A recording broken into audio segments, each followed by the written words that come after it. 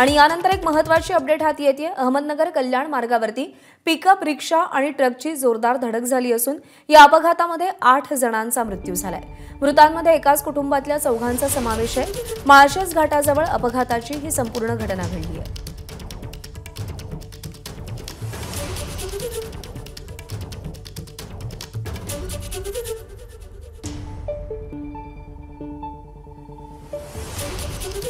नाझिम मुल्ला आपले प्रतिनिधी अपघातासंदर्भात आपल्याला अपडेट देतील। नाझिम, नगर कल्याण महामार्गावरती हा भीषण अपघात काल रात्री 11च्या सुमारास झालेला आहे। पिकअप गाडी जी भाजीपाला घेऊन कल्याणच्या दिशेने जात होती, याच गाडीमध्ये चालक, त्याची पत्नी, 2 मुलं आणि एक कामगार असेच 5 जण होते।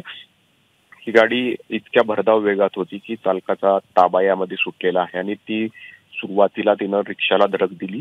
रिक्षाला धडक दिल्यानंतर रिक्षा बाजूला या ठिकाणी फेकली गेली, तर ही गाडी आडवी झाली आणि ती तसेच फरफटत पुढून येणाऱ्या ट्रकला जाऊन जी आहे ती जोरात या ठिकाणी धडकलेली आहे।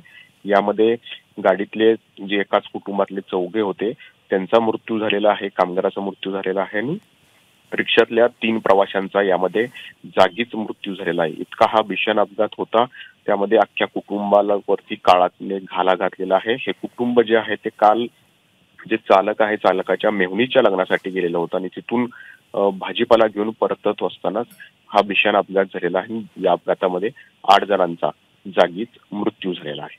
नाझिम, धन्यवाद दिलेल्या माहितीसाठी।